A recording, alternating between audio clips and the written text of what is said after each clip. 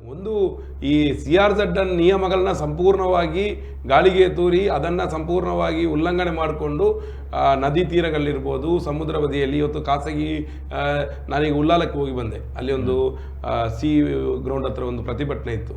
ಅಲ್ಲಿ ಸಮುದ್ರ ಬದಿಯಲ್ಲೆಲ್ಲ ಕಸವನ್ನು ತಂದಾಗ್ತಾ ಇದ್ದಾರೆ.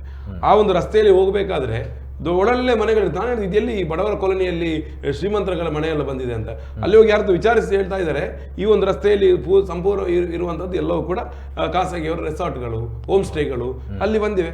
ಹೇಗೆ ಬಂದಿದೆ ಎಲ್ಲಿ ಬರಲಿಕ್ಕೆ ಕಾರಣ ಅದು ಎಲ್ಲ ಕಡೆ ಇದೆ.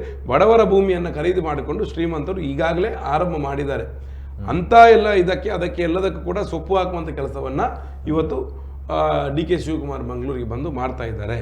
ಇದು ಡೆಡ್ಲಿ ಸಿಟಿ ಅನ್ನುವಂಥದ್ದು ಈಗ ನನಗೆ ಅನುಮಾನ ಬರ್ತಾ ಇರುವಂಥದ್ದು.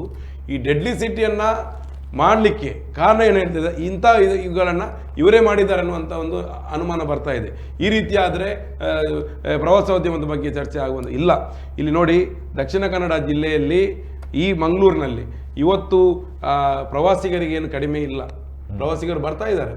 ಅದು ನೀವು ಇವರು ಹೇಳಿದ್ರಲ್ಲ, ಮುಜರಾಯಿ ಇಲಾಖೆಯಿಂದ ಹಿಡ್ಕೋಬೋದು, ಇದೊಂದು ಈಗ ಬೇರೆ ಬೇರೆ ಇಲ್ಲಿಗೆ ಎಜುಕೇಷನ್ ಸಂಬಂಧಪಟ್ಟು ಬರುವಂಥದ್ದು ಇರ್ಬೋದು, ಇಲ್ಲಿನ ಉದ್ಯಮಕ್ಕೆ ಬರುವಂಥದ್ದು ಇರ್ಬೋದು, ಬರ್ತಾ ಇದ್ದಾರೆ. ಆದರೆ ಇವತ್ತು ಪ್ರವಾಸೋದ್ಯಮದ ಹೆಸರಿನಲ್ಲಿ ಇವತ್ತು ಉಲ್ಲಾಲದಲ್ಲಿ 6 ಯೋಜನೆಗಳು ಬರ್ತಾ ಇದೆ. 6 ಯೋಜನೆ. ಆ 6 ಯೋಜನೆಗಳಿಗೆ ಮಾಲೀಕರಾಗಿ ಯಾರಾಗ್ತಾರೆ? ಸರ್ಕಾರ ಅಲ್ಲ. ನಾಳೆ ನಮಗೆ ಒಂದು ಭೂಮಿಯನ್ನು ಕೊಟ್ಟು ಅದರ ಒಳಗೆ ಆಚೆ ನೋಡಲಿಕ್ಕೆ ಸಾಧ್ಯ ಇಲ್ಲ. ಈಗ ತಣ್ಣೀರ್ಬಾವಿಯಲ್ಲಿ ಒಂದು ಬೀಚಿಗೆ ಅಲ್ಲಿ ಟಿಕೆಟ್ ಮಾಡಿದ್ದಾರೆ, ಫೀಸ್ ಮಾಡಿದ್ದಾರೆ. ಈ ರಸ್ತೆ ಈ ಕಡೆ ಒಂದು ಖಾಸಗಿ ಮನೆಯವರು ಇರ್ತಾರೆ, ಈ ಬೀಚಿನ ಈ ಕಡೆ ಅವರಿಗೆ ಒಳಗೆ ಹೋಗ್ಲಿಕ್ಕೆ ಇಲ್ಲ, ಟಿಕೆಟ್ ಮಾಡ್ಕೊಂಡು ಹೋಗಬೇಕು.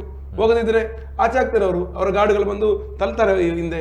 ಇದೇ ವ್ಯವಸ್ಥೆ ಆಗುವಂಥದ್ದು. ಹಿಂದೆ ಅಲ್ಲಿ ನಮ್ಮ ಕಸಬಾ ಬೆಂಗ್ರೆಯಲ್ಲಿ ವಾಪಸ್ ಲಗ್ನ ಅವ್ರದ್ದು ಒಂದು ಗಾಲ್ಫ್ ಕೋರ್ಟ್ ಬಂದಿತ್ತು. ಇಡೀ ಕರಾವಳಿಯ ಸಮುದ್ರ ದಂಡೆಗೆ ಒಂದು ಗೋಡೆಗಳನ್ನ ಕಟ್ಟುವಂಥ ವ್ಯವಸ್ಥೆ ಬಂದಾಗ ನಾವು ವಿರೋಧ ಮಾಡಿ ಅದನ್ನು ಆ ಗಾಲ್ಫ್ ಕೋರ್ಟ್ನ ಯೋಜನೆಯನ್ನು ಇಲ್ಲಿವರೆಗೆ ನಾವು ತಡೆದಿರಲಿಕ್ಕೆ ಸಾಧ್ಯ ಆಗಿದೆ. ನಾಳೆ ಇಂಥದ್ದೇ ಬರುವಂಥದ್ದು. ಗಾಲ್ಫ್ ಕೋರ್ಟ್ನ ಹೆಸರಿನಲ್ಲಿ ಗಾಲ್ಫ್ ಕೋರ್ಟ್ ಮಾಡುವಂಥದ್ದು, ಅದರೊಳಗಡೆ ಹೋಮ್ ಸ್ಟೇ ರೆಸಾರ್ಟ್ಗಳನ್ನ ತರುವಂಥದ್ದು, ಅಲ್ಲಿ ಬೇರೆ ಬೇರೆ ರೀತಿಯ ವ್ಯವಸ್ಥೆಗಳು ಮಾಡುವಂಥ, ಅಲ್ಲಿ ಮೆಂಬರ್ಶಿಪ್ ಕಾರ್ಡ್ಗಳು ಕೊಡುವಂಥದ್ದು. ಒಟ್ಟಿನಲ್ಲಿ ಇದು ಮೋಜಿ ಮಸ್ತಿಗೆ ಮಾತ್ರ ಸೀಮಿತ ಆಗುವಂಥ ಒಂದು ವ್ಯವಸ್ಥೆ ಇದೆ. ದಕ್ಷಿಣ ಕನ್ನಡ ಕರಾವಳಿಯ ತುಳುನಾಡಿನ ಮಕ್ಕಳು ಹೊರಗಡೆ ಹೋಗ್ತಾ ಇದ್ದಾರೆ, ಭ್ರಮಣಯಸನಾಗ್ತಾ ಇದೆ. ಅವರಿಗೆ ಒಳ್ಳೆ ರೀತಿಯಲ್ಲಿ ಇಲ್ಲಿನ ಮಕ್ಕಳಿಗೆ ಕಲಿಬೇಕು ಅಂತೇಳಿ ಪೋಷಕರು ಕಳಿಸ್ತಾ ಇದ್ದಾರೆ, ಅವರಿಗೆ ಡಿಗ್ರಿ ಕಳಿಸ್ತಾ ಇದ್ದಾರೆ, ಬ್ಯಾಂಕಲ್ಲಿ ಲೋನ್ಗಳನ್ನು ಪಡೆದು ಅವ್ರನ್ನ ಪೋಸ್ಟ್ ಗ್ರಾಜ್ಯುಯೇಷನ್ ಮಾಡಿಸ್ತಾ ಇದ್ದಾರೆ. ಅವ್ರಿಗೆ ಸರ್ಟಿಫಿಕೇಟಿಂದ ಹಿಡ್ಕೊಂಡು ಹೊರಗಡೆ ಬಂದರೆ ಅವ್ರ ಉದ್ಯೋಗ ಎಲ್ಲಿಂದ ಅವ್ರಿಗೆ ಗೊತ್ತಿಲ್ಲ, ಎಲ್ಲಿಂದ ಉದ್ಯೋಗ ಅಂತ ಕೇಳ್ತಾ ಇದ್ದಾರೆ. ಅವರು ಭ್ರಮಣೆಗಳು ಹೋಗ್ತಾ ಇದ್ದಾರೆ. ಇದು ಈ ಪರಿಸ್ಥಿತಿ ಏನು ಕಾರಣ, ಅದನ್ನು ಬದಲು ಮಾಡಬೇಕು. ಇದು ಇವತ್ತೊಂದು ನೀವು 4,000 ಕೋಟಿ ರೂಪಾಯಿ ತಂದೆ ಅಂತೇಳಿ ಸ್ವರ್ಗವನ್ನು ನಿಮ್ಮ ಮುಂದೆ ತಂದಿಟ್ಟಿದ್ದೀವಿ ಅಂತೇಳಿ ಮಂಗಳೂರಿನಲ್ಲಿ ಯಾರನ್ನ ಆ ರೀತಿಯ ಇದು ಒಂದು ಆಮಿಷವನ್ನು ಕೊಟ್ಟು ಯಾರನ್ನ ಬ್ರೈನ್ ವಾಶ್ ಮಾಡುವಂಥ ಪ್ರಯತ್ನವನ್ನು ನಮ್ಮ DCM ಅವರು ಮಾಡಿದ್ದಾರೆ ಅಂತ ನಾನು ಹೇಳಲಿಕ್ಕೆ ಬಯಸ್ತೇನೆ. ಈ ರೀತಿಯ ಬದಲಿಗೆ ಈ ಮಂಗಳೂರಿನಲ್ಲಿ ಆಗಬೇಕಾಗಿರ್ತಕ್ಕಂಥದ್ದೇನು, ಮಂಗಳೂರಿನಲ್ಲಿ ಆಗಬೇಕಾಗಿರ್ತಕ್ಕಂಥದ್ದು, ಮಂಗಳೂರಿನಲ್ಲಿರ್ತಕ್ಕಂಥ ಉದ್ಯೋಗಾವಕಾಶಗಳೇನಿವೆ ಅದನ್ನು ಇಲ್ಲಿ ಸ್ಥಳೀಯರಿಗೆ ಎಷ್ಟು ಕೊಡಲಿಕ್ಕೆ ಸಾಧ್ಯ ಆಗ್ತದೆ ಅದನ್ನು ಗರಿಷ್ಠ ಮಟ್ಟದಲ್ಲಿ ಇಲ್ಲಿ ಜಿಲ್ಲೆಯವರಿಗೆ ಕೊಡುವಂಥ ಪ್ರಯತ್ನವನ್ನು ಮಾಡಿ. ರಿಫೈನರಿ ಇದೆ, ಎಷ್ಟು ಕೊಟ್ಟಿದ್ದೀರಿ ದಕ್ಷಿಣ ತುಳುನಾಡಿನ ಮಕ್ಕಳಿಗೆ ಕೆಲಸ ಎಷ್ಟು ಕೊಟ್ಟಿದ್ದೀರಿ? ಮೊನ್ನೆ 5 ವರ್ಷದ ಹಿಂದೆ 225 ಕೆಲಸಗಳನ್ನ ಕಾಲ್ ಫಾರ್ ಮಾಡಿದ್ರಲ್ಲ, ಎಷ್ಟು ನಮ್ಮ ಕರಾವಳಿಯವರು ಸಿಕ್ಕಿದ್ದು? ಕೇವಲ 5. 225ರಲ್ಲಿ ಸಿಕ್ಕಿರ್ತಕ್ಕಂಥ ಕೇವಲ 5. ಕರ್ನಾಟಕದವರಿಗೆ ಸಿಕ್ಕಿದ್ದು ಒಟ್ಟಿಗೆ ಕರಾವಳಿ 5 ಜನ ಸೇರಿ ಕರ್ನಾಟಕದವರಿಗೆ ಸಿಕ್ಕಿದ್ದು 12. ಈ ರೀತಿಯ ತಾರತಮ್ಯವನ್ನು ಬಗೆಹರಿಸಲಿಕ್ಕೆ ನೀವು ಪ್ರಯತ್ನ ಮಾಡಿ. ಎಷ್ಟು ಜನ ಭೂಮಿಯನ್ನು ಕೊಟ್ಟಿದ್ದಾರೆ? 1000 ಎಕರೆ ಭೂಮಿಯನ್ನು ಇಲ್ಲಿನ ವಿಶೇಷ ಆರ್ಥಿಕ ವಲಯಕ್ಕೆ ಕೊಟ್ಟಿದ್ದಾರೆ.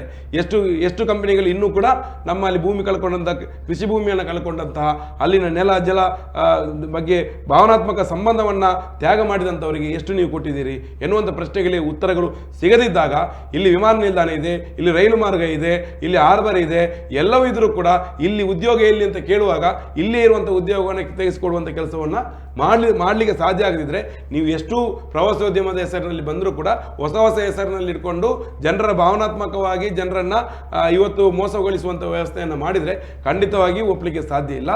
ಈ ತುಳುನಾಡಿಗೆ ಮಣ್ಣಿಗೆ, ತುಳುನಾಡಿನ ಒಂದು ಸಂಸ್ಕೃತಿಗೆ, ತುಳುನಾಡಿನ ಒಂದು ಪರಂಪರೆ ಇದೆ. ಆ ಪರಂಪರೆಗೆ ಧಕ್ಕೆ ಆಗದ ರೀತಿಯಲ್ಲಿ ತುಳುನಾಡಿನ ಮಕ್ಕಳು ಸ್ವಾಭಿಮಾನಿಗಳು, ಯಾರ ಮುಂದೆ ಕೈ ಚಾಚುವಂಥವರಲ್ಲ.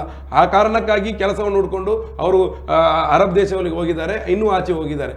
ಹಾಗಾಗಿ ಇಲ್ಲಿನ ಮಕ್ಕಳನ್ನು ಇಲ್ಲಿಯೇ ಬೆಳೆಸುವಂಥ ಇಲ್ಲಿಯೇ ಉಳಿಸ್ತಕ್ಕಂಥ ಕೆಲಸ ಬೇಕಾಗಿದ್ರೆ ಈಗಾಗಲೇ ತ್ಯಾಗ ಮಾಡಿರ್ತಕ್ಕಂಥ ಭೂಮಿಯ ಮೇಲೆ, ಕೃಷಿ ಭೂಮಿಯ ಮೇಲೆ ಇಲ್ಲಿನ ಜನರಿಗೆ, ಇಲ್ಲಿನ ಜನರ ಕನಸಿಗೆ ಪೂರಕವಾಗಿ ಅವರನ್ನು ಅಭಿವೃದ್ಧಿಪಡಿಸ್ತಕ್ಕಂಥ ರೀತಿಯಲ್ಲಿ ಸ್ಪಂದನೆಯನ್ನು ಕೊಡ್ತಕ್ಕಂಥ ಕೆಲಸ ಸರ್ಕಾರ ಮಾಡಬೇಕು. ಅದರ ಹೊರತಾಗಿ ಈ ರೀತಿಯಾದಂಥ ಬಣ್ಣದ ಯೋಜನೆಗಳು ಖಂಡಿತವಾಗಿಯೂ ಇಲ್ಲಿನ ಉದ್ಯೋಗದ ಸಮಸ್ಯೆಯನ್ನು ಪರಿಹರಿಸಲಿಕ್ಕೆ ಸಾಧ್ಯ ಇಲ್ಲ ಅಂತ ನಾನು ಹೇಳಲಿಕ್ಕೆ ಬಯಸ್ತೇನೆ. ಓಕೆ ಸರ್ ಫೈನಲಿ ಈಗ ಅವ್ರು ಹೇಳೋ ಪ್ರಕಾರ ಈ ಮಣ್ಣಿನ ಸಂಸ್ಕೃತಿ ಅನ್ನುವಂಥದ್ದಿದೆ. ಈ ಕರಾವಳಿ ಅನ್ನುವಂಥ ತೀರವನ್ನು ಅಭಿವೃದ್ಧಿ ಮಾಡೋದಕ್ಕೆ ಹೋಗಿ ಈ ಮಣ್ಣಿನ ಸಂಸ್ಕೃತಿಯನ್ನು ಕೆಳಗೆ ಹಾಕುವಂಥ ಪ್ರಯತ್ನಗಳಾಗ್ತಾ ಇದೆ. ಕೇರಳ ಮಾದರಿ ಅಂತ ಹೇಳಿ ಗೋವಾ ಮಾದರಿಯನ್ನು ಅನುಕರಣೆ ಮಾಡಲಾಗ್ತಾ ಇದೆ. ಮುಂದಿನ ದಿವಸಗಳಲ್ಲಿ ಪಬ್ಬು ಕ್ಲಬ್ಬು ಅನ್ನುವಂತಹ ವಿಕೃತವಾಗಿರುವಂತಹ ಸಂಸ್ಕೃತಿಯನ್ನು ತರುವಂಥ ಹುನ್ನಾರಗಳು ಕೂಡ ಒಂದು ರೀತಿಯಲ್ಲಿ ನಡೀತಾ ಇದೆ ಅಂತ. ಫೈನಲಿ ಈ ಜಿಲ್ಲೆ ಅನೇಕ ನಂಬಿಕೆಗಳ ತವರೂರು.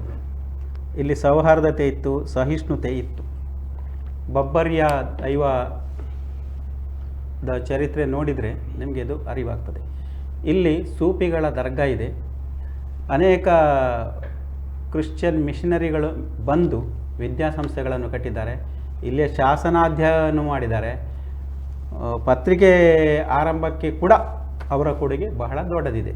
ಆದ್ದರಿಂದ ಇಲ್ಲಿಯ ಪ್ರವಾಸೋದ್ಯಮ ಅನೇಕ ಮಗ್ಗುಲುಗಳಲ್ಲಿ ನಡೆದರೆ ಅದಕ್ಕೊಂದು ಮಹತ್ವ. ಇಲ್ಲಿಯ ಸಂಸ್ಕೃತಿ ಹೀಗೇ ಇತ್ತು ಅಂತ ಹೇಳಲಿಕ್ಕೆ ಆಗೋದು. ಯಾವುದೇ ಒಂದು ಸಂಸ್ಕೃತಿ ಕಾಲದಿಂದ ಕಾಲಕ್ಕೆ ಬದಲಾಗ್ತಾ ಬರ್ತದೆ, ಅದರ ಚಹರೆ ಉಳಿತದೆ. ಇವನ್ನೆಲ್ಲ ನಾವು ನೋಡಿದಾಗ ಪ್ರವಾಸೋದ್ಯಮದ ಅಭಿವೃದ್ಧಿ ಎಂಬ ಈಗಿನ ಘೋಷಣೆ ಇದೆಯಲ್ಲ, ಅದು ಬಹುಶಃ ಸ್ವಲ್ಪ ದಿಕ್ಕು ತಪ್ಪಿದ ನೌಕೆ ಆಗ್ತಿದೆಯೋ ಅಂತ ಕಾಣ್ತದೆ. ಯಾಕೆ ಹೇಳಿದರೆ, ಒಂದು ಕಾಲದಲ್ಲಿ ಪ್ರವಾಸೋದ್ಯಮವನ್ನು ತುಂಬ ನಚ್ಚಿಕೊಂಡಂಥ ದೇಶಗಳು ಆ ನಂತರದ ಹಂತದಲ್ಲಿ ಅಲ್ಲಿಯ ಜನರ ಪ್ರತಿಭಟನೆಯ ಕಾರಣದಿಂದಾಗಿ ವಿದೇಶಿ ಪ್ರವಾಸಿಗರ ಅವಲಂಬನೆಯನ್ನು ಕಡಿಮೆ ಮಾಡುವಂಥ ಪರಿಸ್ಥಿತಿ ಬಂದಿದೆ. ಈಗಲೂ ಕೂಡ ನೀವು ಮಹಾನಗರಗಳಲ್ಲಿ ಹೋದರೆ, ನಮ್ಮ ದಿಲ್ಲಿಯ ಹೊರಭಾಗದಲ್ಲಿ ನೋಡಿದರೆ ಅಲ್ಲಿ ನಿಶ್ಶಬ್ದ ಸೈಲೆನ್ಸ್ ಪ್ರವಾಸೋದ್ಯಮ ಅಂತ ಹೇಳೋ ಒಂದು ಕಾನ್ಸೆಪ್ಟ್ ಬಹಳ ಜನಪ್ರಿಯ ಆಗ್ತಿದೆ. ಹೇಗೆ ಅಂದರೆ, ವಿಸ್ತಾರವಾದ ಒಂದು ಫಾರ್ಮ್ ಲ್ಯಾಂಡ್ ಅದು. ಆ ಫಾರ್ಮ್ ಲ್ಯಾಂಡಲ್ಲಿ ನಿಮಗೆ ಎಲೆಕ್ಟ್ರಿಸಿಟಿಯೇ ಇಲ್ಲ, ಲೈಟೇ ಇಲ್ಲ, ಬರೇ ಪ್ರಾಕೃತಿಕವಾದ ಬೆಳಕು. ಆ ಬೆಳಕಿನಲ್ಲಿ ನೀವು ಪ್ರಕೃತಿಯನ್ನು ಆನಂದಿಸುವುದು. ನೀವು ಮನೆ ಒಳಗೆ ಬಂದಾಗ ನಿಮಗೆ ಸೋಲಾರು ಇನ್ನೊಂದೇನಾದರೂ ಇರ್ಬೋದು. ಅಲ್ಲಿ ಒಳಭಾಗದಲ್ಲಿ ನದಿ ರೀತಿಯಲ್ಲಿ ತೊರೆಗಳಿರ್ತವೆ. ಅಲ್ಲಿ ಪ್ರಾಣಿಗಳು ಬಂದು, ಅದು ಹಾಫ್ ಟೇಮ್ಡ್ ಅವು, ಅಂದರೆ ಪೂರಾ ಕಾಡು ಪ್ರಾಣಿಗಳ ರೀತಿಯಲ್ಲಿ ಅಲ್ಲ. ಈಗ ವನ್ಯಜೀವಿಗಳು ಅಂತ ಹೇಳುವಾಗ ಅಲ್ಲೊಂದು ಡೆಫಿನೇಷನ್ ಇದೆ. ಈಗ ನಾಡಿನಲ್ಲಿರುವ ಕಾಗೆ ವನ್ಯ ಅಲ್ವಾ, ಅದು ಸಹ ವನ್ಯವೇ. ಕಾಡಿನಲ್ಲಿರುವ ಗಿಳಿ ಕೂಡ ವನ್ಯ ಅಂದರೆ ಅದರ ಡೆಫಿನೇಷನ್, ಅದರದ್ದೇ ವೈಜ್ಞಾನಿಕವಾದ ಅದಕ್ಕೊಂದು ಡೆಫಿನೇಷನ್ ಇದೆ. ಹಾಗೆ ಅಂಥ ಪ್ರವಾಸೋದ್ಯಮ, ಅವು ಪ್ರಕೃತಿಯನ್ನು ಇದ್ದಕ್ಕಿದ್ದ ಹಾಗೆ ಆಸ್ವಾದಿಸುವಂಥ ಒಂದು ಪ್ರವಾಸೋದ್ಯಮದ ಕಾನ್ಸೆಪ್ಟ್ ಈಗ ಬರ್ತಾ ಇದೆ. ಅಂದರೆ ಹಿಂದೆ ಅರಸರು ಅಥವಾ ನಮ್ಮ ಪೂರ್ವಜರು ಏನು ವಾನಪ್ರಸ್ಥ ಅಂತ ಹೇಳ್ತಿದ್ದಾರಲ್ಲ, ಅರಸ ಯುದ್ಧ ಮಾಡಿ ಸಾಕಾಗಿ ಕೊಲೆ, ಸಾಮ್ರಾಜ್ಯಶಾಹಿ, ಭೂಮಿ ಕಬಳಿಕೆ ಎಲ್ಲ ಮಾಡಿದ್ಮೇಲೆ ಇನ್ಯಾವುದು ಬೇಡ ಅಂಥೇಳಿ ಹೋಗ್ತಿದ್ದಲ್ಲ ವಾನಪ್ರಸ್ಥಕ್ಕೆ, ಕಾಡಿನಲ್ಲಿ ನಿಲ್ತೀನಿ ಅಂತ ಇಷ್ಟು ವೈಭವವನ್ನು ತ್ಯಾಗ ಮಾಡಿ ಹೋಗ್ತಿದ್ದಲ್ಲ, ಆ ರೀತಿಯ ಒಂದು ಅದು ಈ ಹೋಲಿಕೆ ಸುಮ್ಮನೆ ಇಲ್ಲಿಗಷ್ಟೇ ಹೇಳಿದ್ದು. ಅಂದರೆ ಆ ರೀತಿಯ ಒಂದು ಪ್ರವಾಸೋದ್ಯಮ ಇವತ್ತು ಆಗ್ತಾ ಇದೆ. ಹಿಂದೆ ಈ ವರ್ಷದ ಹಿಂದೆ ನೀವು ನೋಡಿ, ಮೈಸೂರಿನಲ್ಲಿ ಒಂದು ಚಳವಳಿ ಆಯಿತು. ದಸರಾ ಟೈಮಲ್ಲಿ ಮರಗಳಿಗೆ ನೀವು ದೀಪ ಹಾಕಬಾರ್ದು, ಮರಗಳಿಗೆ ಹಿಂಸೆ ಆಗ್ತದೆ ಅಂತ. ನೋಡಿ, ಇವೆಲ್ಲ ಪ್ರವಾಸೋದ್ಯಮದ ಭಾಗವಾಗಿ ಈಗ ಬೆಳೀತಿರುವ ಮೌನ ಪ್ರವಾಸೋದ್ಯಮದ ಭಾಗ ಇದು.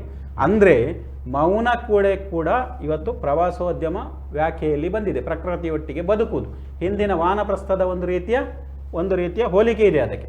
ಹಾಗಾಗಿ ನಾವು ಇವತ್ತು ಏನು ಹೇಳ್ತಾ ಇದ್ದೇವೆ ಪ್ರವಾಸೋದ್ಯಮ, ಜಗತ್ತಿನ ಅನೇಕ ರಾಷ್ಟ್ರಗಳು ಈ ಪ್ರವಾಸೋದ್ಯಮವನ್ನು ತ್ಯಜಿಸಿ ತಮ್ಮ ಕಾಡಿಗೆ ಅಥವಾ ಕಾಡಿನಲ್ಲಿ ದಿನ ಕಳೆಯುವಂತಹ ಒಂದು ಪ್ರವಾಸೋದ್ಯಮಕ್ಕೆ ಹೋಗ್ತಾ ಇವೆ.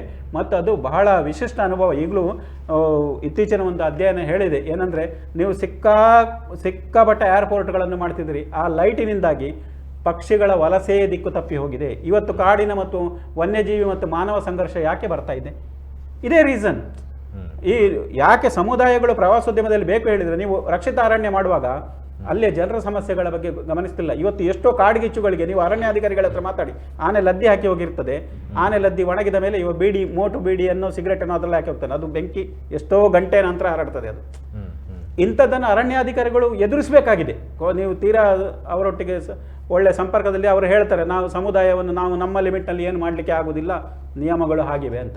ಸೊ ಸಮುದಾಯವನ್ನು ಒಳಗೊಳ್ಳುವಂಥ ಪ್ರವಾಸೋದ್ಯಮ ಆದರೆ ಅದು ಖಂಡಿತಕ್ಕೂ ಜಿಲ್ಲೆಗೆ ಪ್ರಯೋಜನಕಾರಿ. ಒಂದು ವೇಳೆ ಸಮುದಾಯದ ಪಾಲ್ಗೊಳ್ಳುವಿಕೆ ಇಲ್ಲದೆ ಅದು ಬರೇ ಹೂಡಿಕೆದಾರರ ಬಹುರಾಷ್ಟ್ರೀಯ ಕಂಪನಿಗಳ ಆಂಶಿಕವಾಗಿ ಆದರೆ ಅಥವಾ ಸರ್ ಹೇಳಿದಾಗೆ PPPಯಲ್ಲಿ ಹೋದರೆ ಅದು ಮುಂದೆ ಲಂಗು ಲಗಾಮ್ ಇಲ್ಲದ ಪ್ರವಾಸೋದ್ಯಮ ಆಗಿ ದಿಕ್ಕು ತಪ್ತದೆ.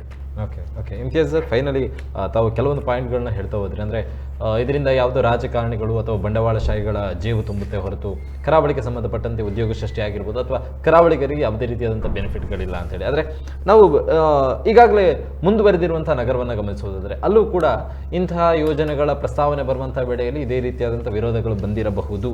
ಆದರೆ ಈಗ ಆ ಪ್ರದೇಶದಲ್ಲಿ ವಾಸಿಸ್ತಾ ಇರುವಂತಹ ಜನರು ಅವರ ಜೀವನೋಪಾಯಕ್ಕೂ ಕೂಡ ಕೆಲವೊಂದು ದಾರಿಯನ್ನು ಮಾಡಿಕೊಂಡಿರಬಹುದು. ಎಕ್ಸಾಂಪಲ್ ನಾವು ನೋಡೋದಾದರೆ ಇತ್ತೀಚೆಗೆ ಉತ್ತರ ಪ್ರದೇಶದ ನಮ್ಮ ಅಯೋಧ್ಯೆಯಲ್ಲಿ ಶ್ರೀರಾಮ ಮಂದಿರ ಸ್ಥಾಪನೆ ಆಗುವಂಥ ಸಮಯದಲ್ಲೂ ಕೂಡ ಅದೇ ರೀತಿಯಾದಂಥ ವಿಚಾರಗಳು ಬರ್ತಾ ಇತ್ತು. ಆದರೆ ರಾಮ ಮಂದಿರ ಸ್ಥಾಪನೆಯಾದ ಬಳಿಕ ಅಲ್ಲಿ ಸ್ಥಳೀಯವಾಗಿರುವಂಥ ಎಷ್ಟೋ ಜನರಿಗೆ ಅವರ ಜೀವನೋಪಾಯವನ್ನು ಕಟ್ಟಿಕೊಳ್ಳೋದಕ್ಕೆ ಒಂದು ಅವಕಾಶಗಳು ಸಿಕ್ತು. ಇದು ಒಂದು ಸಣ್ಣ ಎಕ್ಸಾಂಪಲ್. ಇದೇ ರೀತಿಯಲ್ಲಿ ಹಲವು ಪ್ರದೇಶಗಳಿವೆ. ಇಲ್ಲಿಯೂ ಕೂಡ ಪ್ರವಾಸೋದ್ಯಮ ಅಭಿವೃದ್ಧಿ ಆಗೋದ್ರ ಜೊತೆಗೆ ಉದ್ಯೋಗ ಸೃಷ್ಟಿ ಅನ್ನುವಂಥದ್ದಕ್ಕಿಂತ ತಾವುಗಳು ಕೂಡ ಅನೇಕ ವರ್ಷದಿಂದ ಹೋರಾಟ ಮಾಡ್ತಾ ಇರುವಂಥದ್ದು ಬೀದಿ ಬದಿ ವ್ಯಾಪಾರಸ್ಥರಾಗಿರ್ಬೋದು ಅಥವಾ ಸಣ್ಣ ಮಟ್ಟಿನ ವ್ಯಾಪಾರಸ್ಥರಿಗೆ ಏನಾದರೂ ಅನುಕೂಲ ಆಗಬೇಕು ಅನ್ನುವಂಥದ್ದು. ಇದರಿಂದ ಅನುಕೂಲತೆ ಆಗುವಂಥ ಸಾಧ್ಯತೆಗಳಿಲ್ವಾ? ಹಾಗಾದರೆ ಖಂಡಿತವಾಗಿಯೂ ಆ ರೀತಿಯ ಅಭಿವೃದ್ಧಿಯನ್ನು ನಾವು ಕೇರಳದಲ್ಲಿ ನೋಡಬಹುದು. ಒಂದು ಹೊಸದಾಗಿ ಒಂದು ಬ್ರಿಡ್ಜ್ ಕಟ್ಟಿದ್ರೆ ಬ್ರಿಡ್ಜಿನ ಕೆಳಗಡೆ ಯಾವುದೋ ಒಂದು ನದಿಗೆ ಬ್ರಿಡ್ಜ್ ಕಟ್ಟಿದ್ರೆ ಕೆಳಗಡೆ ಆ ಏರಿಯಾವನ್ನ ಸಂಪೂರ್ಣವಾಗಿ ಪ್ರವಾಸೋದ್ಯಮದ ರೀತಿಯಲ್ಲಿ ಬೆಳೆಸಿದ್ದಾರೆ. ಅಲ್ಲಿ ಸಣ್ಣ ಮಟ್ಟದ ಅಂಗಡಿ ವ್ಯಾಪಾರ, ಮನೆಯಲ್ಲಿ ಆಹಾರವನ್ನು ಮಾಡಿ ತಂದು ಒಂದು ವಿಭಿನ್ನತೆಯ ಒಂದು ರೀತಿಯಲ್ಲಿ ಅದನ್ನ ಬೆಳೆಸಿದ್ದಾರೆ. ಆ ಕಾರಣಕ್ಕಾಗಿ ಕೇರಳ ರಾಜ್ಯ ಪ್ರವಾಸೋದ್ಯಮದಲ್ಲಿ ಇವತ್ತು ಮೊದಲನೇ ಸ್ಥಾನದಲ್ಲಿದೆ. ಕೇರಳ ಅತ್ಯಂತ ಪುಟ್ಟ ರಾಜ್ಯ. ಅದು ಇಡೀ ಭಾರತ ದೇಶದಲ್ಲಿ ಅತ್ಯಧಿಕ 5 ಸ್ಟಾರ್ ಹೋಟೆಲ್ಗಳಿರುವಂಥದ್ದು ಕೇರಳದಲ್ಲಿ, ನಂತರ ಮಹಾರಾಷ್ಟ್ರ, ನಂತರ ಗೋವಾ, ಕರ್ನಾಟಕ ಕೆಳಗೆ ಇದೆ ಇನ್ನು. ಆದರೆ ಅಲ್ಲಿ ಆ ರೀತಿಯ ಜನರು ಬರ್ತಾ ಇದ್ದಾರೆ. ಬಹಳ ಕೆಳದರ್ಜೆಯ ಕೆಳಮಟ್ಟದಲ್ಲಿರ್ತಕ್ಕಂಥ ಸಾಮಾನ್ಯ ಜನರಿಂದ ಹಿಡಿದು ಶ್ರೀಮಂತರು ಕೂಡ ಕೇರಳಕ್ಕೆ ಹೋಗ್ತಾ ಇದ್ದಾರೆ ಅಂತ ಹೇಳಿದ್ರೆ ಅಲ್ಲಿನ ಇಡೀ ಪ್ರವಾಸೋದ್ಯಮ ಎಲ್ಲರನ್ನ ಹಂಚಿಕೊಂಡು ಬೆಳೆದಿದೆ ಅದು. ಹಾಗಾಗಿ ಅಲ್ಲಿ ನೀವು ನೋಡಿ, ಈಗ ನೀವು ಮಂಗಳೂರು 8 ಗಂಟೆಗೆ ಮಂಗಳೂರಿಗೆ ಬೀಗ ಹಾಕ್ತಾ ಇದ್ದಾರೆ. ಕೇರಳಕ್ಕೆ ಗಡಿ ದಾಟಿದ್ರೆ 9 ಗಂಟೆ ಅಂತ ಅಲ್ಲಿ ಕೇರಳವನ್ನ ಇಡೀ ಆಹಾರದ ಮಳಿಗೆಗಳು ತೆರೆಯುತ್ತಾ ಇದೆ. ಬೆಳಿಗ್ಗೆವರೆಗೆ ರಾತ್ರಿ 2 ಗಂಟೆವರೆಗೆ ತೆರೆದಿರ್ತದೆ. ಇದು ಎಲ್ಲರನ್ನ ಹಂಚಿಕೊಂಡು ಬಾಳಿ ಬದುಕಲಿಕ್ಕೆ ಅವಕಾಶ ಇರತಕ್ಕಂಥ ಒಂದು ವ್ಯವಸ್ಥೆ. ಇದು ಶ್ರೀಮಂತರಿಗೆ ಬೇಕಾಗಿರ್ತಕ್ಕಂಥ ರೀತಿಯಲ್ಲಿ ಬೆಳೆಸುವಂಥದ್ದು. ಅವರ ಅವರ ಕಂಪೌಂಡ್ನ ಹೊರಗಡೆ ಯಾವುದೇ ಸಣ್ಣ ವ್ಯಾಪಾರ ಮಾಡಬಾರ್ದು, ಅಲ್ಲಿ ಒಂದು ಎಳನೀರು ಮಾರಬಾರ್ದು, ಅಲ್ಲಿ ಕೋರಿ ಸುಕ್ಕ ಇಡ್ಲಿ ತಿನ್ನಬಾರ್ದು. ಆ ರೀತಿಯ ಒಂದು ತಾರತಮ್ಯ ಇದು ಒಂದು ಪ್ರವಾಸೋದ್ಯಮದ ವ್ಯವಸ್ಥೆ ಅಲ್ಲ. ಎಲ್ಲರಿಗೂ ಕೂಡ ಸಮಾನವಾದ ಅವಕಾಶಗಳು ಬರುವುದರ ಜೊತೆಯಲ್ಲಿ ಅಲ್ಲಿ ಪ್ರವಾಸೋದ್ಯಮ ಬೆಳೆದಾಗ ಅಲ್ಲಿ ಉದ್ಯೋಗಗಳು ಖಂಡಿತವಾಗಿ ಸಿಗ್ತದೆ. ಇಲ್ಲಿ ಈ PPP ಮಾದರಿಯಲ್ಲಿ ಆ ರೀತಿಯ ಡೆವಲಪ್ಮೆಂಟ್ ಮಾಡಿದರೆ ಮತ್ತೆ ಉತ್ತರ ಭಾರತದ ಬಯ್ಯನವರೇ ಬಂದು ಇಲ್ಲಿ ಕೆಲಸ ಮಾಡುವಂಥ ವ್ಯವಸ್ಥೆ. ಇಲ್ಲಿನವರಿಗೆ ಸ್ವಾಭಿಮಾನ ಇದೆ. ಇಲ್ಲಿನವರು ಗ್ರಾಜ್ಯುಯೇಷನ್ ಆದವರು, ಪೋಸ್ಟ್ ಗ್ರಾಜ್ಯುಯೇಷನ್ ಸರ್ಟಿಫಿಕೇಟ್ ಇಟ್ಕೊಂಡವರು ನಿಮ್ಮಲ್ಲಿ ಒಂದು ರಿಸೆಪ್ಷನ್ ನಿಂತು ನಿಮಗೆ ಚಹಾ ಕಾಫಿ ತಂದು ಕೊಡಲಿಕ್ಕೆ ಬಯಸೋರಲ್ಲ. ಇಲ್ಲಿನವರಿಗೆ ಸ್ವಾಭಿಮಾನ ಇದೆ. ಅವರ ಉದ್ಯೋಗ ಅನ್ನುವಂಥದ್ದು ಅವರ ಶಿಕ್ಷಣಕ್ಕೆ ಯೋಗ್ಯವಾದಂಥ ರೀತಿಯಲ್ಲಿ ಉದ್ಯೋಗವನ್ನು ಕೊಡಿ. ಆ ರೀತಿಯನ್ನು ಬೆಳೆಸಲಿಕ್ಕೆ ಆದರೆ ಖಂಡಿತವಾಗಿ ಇಲ್ಲಿ ಆ ಒಂದು ವ್ಯವಸ್ಥೆಗಳಿಗೆ ಇಲ್ಲಿನ ಜನ ಬೆಂಬಲವನ್ನು ಕೊಡ್ತಾರೆ. ಅದು ಬಿಟ್ಟು ನೀವು ಈ ರೀತಿಯ ಒಂದು ಪ್ರವಾಸೋದ್ಯಮದ ಹೆಸರಿನಲ್ಲಿ ರಿಯಲ್ ಎಸ್ಟೇಟನ್ನು ಮಾಡಲಿಕ್ಕೆ ಬರುವಂಥದ್ದಿದ್ರೆ, ಪ್ರವಾಸೋದ್ಯಮದ ಹೆಸರಿನಲ್ಲಿ ಮೋಜಿ ಮಸ್ತಿ ಮಾಡಲಿಕ್ಕೆ ಬರುವುದಾದರೆ, ಪ್ರವಾಸೋದ್ಯಮದ ಹೆಸರಲ್ಲಿ ಮೋಸದಾಟದ ಗ್ಯಾಮ್ಲಿಗಳು, ಕ್ಯಾಸಿನೋಗಳನ್ನು ಇಲ್ಲಿ ತರುವಂಥ ಪ್ರಯತ್ನವನ್ನು ಮಾಡಿದರೆ ಖಂಡಿತವಾಗಿಯೂ ಈ ಜಿಲ್ಲೆಯ ಜನತೆ ಈಗ ನಾವು ಮೌನವಾಗಿದ್ದರೆ ನಾಳೆಯ ದಿವಸ ಬಹಳ ದೊಡ್ಡ ರೀತಿಯ ನಾವು ಬೆಳೆ ತೆರಬೇಕಾಗ್ತದೆ. ಇಲ್ಲಿನ ಸಂಸ್ಕೃತಿಯನ್ನು ಉಳಿಸಲಿಕ್ಕೆ ನಾವು ಸಾಧ್ಯ ಆಗದಿದ್ದರೆ, ಇಲ್ಲಿನ ಜನಪದವನ್ನು, ಇಲ್ಲಿನ ಜನರ ಒಂದು ಬದುಕಿನ ಶೈಲಿಯನ್ನು ಬದಲಿಸ್ತದೆ. ಇಲ್ಲಿನ ಜನರು ಬಹಳ ಸ್ವಾಭಿಮಾನಿಗಳು, ಶ್ರಮಜೀವಿಗಳು ಮತ್ತು ಅತ್ಯಂತ ಕಷ್ಟದಲ್ಲಿರ್ತಕ್ಕಂಥವರು ಕೂಡ ಬಹಳ ಪ್ರಾಮಾಣಿಕವಾಗಿ ದುಡಿತಕ್ಕಂಥವರು. ಅಂಥ ಒಂದು ಕಡಲಲ್ಲಿ ದುಡಿಯುವಂಥವ್ರು ಇರ್ಬೋದು ಅಥವಾ ಈ ಕಡೆ ಕೆಲಸ ಮಾಡ್ತಕ್ಕಂಥವ್ರು ಇರ್ಬೋದು. ನಾವು ಕರಾವಳಿ ಅಂದರೆ ಇಲ್ಲಿನ ಜನರ ಒಂದು ಜೀವನ ಶೈಲಿ, ಇಲ್ಲಿನ ಜನರ ಬದುಕು, ಇದನ್ನು ಅಧ್ಯಯನ ಮಾಡಿಕೊಂಡು ಇಲ್ಲಿ ಪ್ರವಾಸೋದ್ಯಮವನ್ನು ಆರಂಭ ಮಾಡಲಿಕ್ಕೆ ಅವಕಾಶಗಳಿವೆ. ಇದರ ಹೆಸರಿನಲ್ಲಿ ಎಲ್ಲಿಂದಲೂ ಬಂದು ಇಲ್ಲಿ ರೆಸಾರ್ಟ್ ಮಾಡಲಿಕ್ಕೆ ಯಾವುದಾದ್ರು ಕಂಪನಿಯವರು ಬಂದು ಇಲ್ಲಿ ದುಡ್ಡನ್ನು ಹಾಕಿ PPP ಮಾದರಿಯಲ್ಲಿ ಕೊಡುವಂಥದ್ದಕ್ಕೆ ನಮ್ಮ ವಿರೋಧ ಇದೆ. ಪ್ರವಾಸೋದ್ಯಮ ಪ್ರವಾಸೋದ್ಯಮ ಅಂದರೆ ಮೋಜು ಮಸ್ತಿ ಅಲ್ಲ. ಪ್ರವಾಸೋದ್ಯಮ ಅಂದರೆ ಇಲ್ಲಿನ ಜೀವನ ಶೈಲಿ ಮತ್ತು ಇಲ್ಲಿ ಸಂಸ್ಕೃತಿಯನ್ನು ಆಸ್ವಾದಿಸಲಿಕ್ಕೆ ಹೊರಗಡೆಯಿಂದ ಬಂದು ಇದನ್ನು ನಾವು ಇಲ್ಲಿನ ಸಂಸ್ಕೃತಿಯನ್ನು ಇಲ್ಲಿನ ಜೀವನ ಪರಂಪರೆಯನ್ನು ಹಂಚಿಕೊಳ್ಳುವಂಥದ್ದಕ್ಕೆ ಪ್ರವಾಸೋದ್ಯಮ ಅನ್ನುವಂಥದ್ದು ಅಂತ ನಾವು ಬಯಸ್ತೀವಿ. ಹಾಗಾಗಿ ಈ ರೀತಿಯ ಒಂದು ಪ್ರವಾಸೋದ್ಯಮ ವ್ಯವಸ್ಥೆಗೆ ಈ ರೀತಿಯ ನೀವು ಒಂದು ಜನರನ್ನು ಮೋಸ ಮಾಡ್ತಕ್ಕಂಥ ಯೋಜನೆ ಘೋಷಣೆ ಮಾಡಿರ್ತಕ್ಕಂಥದ್ದು ಅದು ಇನ್ನೊಂದು ರೀತಿಯ ರಿಯಲ್ ಎಸ್ಟೇಟ್ ಉದ್ಯಮ ಆಗ್ತದೆ. ಅದಕ್ಕೆ ಸಂಪೂರ್ಣ ನಾವು ವಿರೋಧ ಮಾಡ್ತೀವಿ. ಜನ ಕೂಡ ಈ ಒಂದು ಯೋಜನೆ ಬಗ್ಗೆ ಭಾಳ ಅಧ್ಯಯನ ಮಾಡಬೇಕು, ಸ್ಟಡಿ ಮಾಡಿಕೊಂಡು ಈ ಒಂದು ಯೋಜನೆ ಬಂದರೆ ನಮಗೆ ನಮ್ಮ ಜಿಲ್ಲೆಗೆ ಅನುಕೂಲತೆಗಳೇನು ಅನಾನುಕೂಲತೆಗಳೇನು ಅಂತ ಬಗ್ಗೆ ಒಳ್ಳೆ ರೀತಿಯ ಸ್ಟಡಿ ಮಾಡಿಕೊಂಡು ನಾವು ಇಲ್ಲಿ ಇನ್ನೂ ಕೂಡ ಅದರ ಒಂದು ಕರಡು ಬಂದಿಲ್ಲ. ಕರಡು ಬಂದಾಗ ಅದಕ್ಕೆ ಸರಿಯಾದ ರೀತಿಯಲ್ಲಿ ನಾವು ಅದಕ್ಕೆ ಪ್ರತಿಕ್ರಿಯೆಯನ್ನು ನಾವು ಈ ಜಿಲ್ಲೆಯ ಜನತೆ ಕೊಡಬೇಕಾಗ್ತದೆ. ಓಕೆ ಥ್ಯಾಂಕ್ ಯು ಸರ್, ಇಬ್ಬರಿಗೂ ಕೂಡ ಕಾರ್ಯಕ್ರಮದಲ್ಲಿ ಭಾಗವಹಿಸಿರೋದಕ್ಕೆ. ಎಸ್, ಇದಾಗಿತ್ತು ಇವತ್ತಿನ ಜನಧ್ವನಿಯ ವಿಚಾರ. ಸೊ ಮುಂದಿನ ಜನಧ್ವನಿಯಲ್ಲಿ ಇನ್ನೊಂದು ಸುದ್ದಿಯ ಜೊತೆಗೆ ಭೇಟಿಯಾಗೋಣ. ನಿರಂತರ ಸುದ್ದಿ ಹಾಗೂ ಮನೋರಂಜನೆಗಾಗಿ ನೋಡ್ತಾ ಇರಿ ನಮ್ಮ ಟಿವಿ.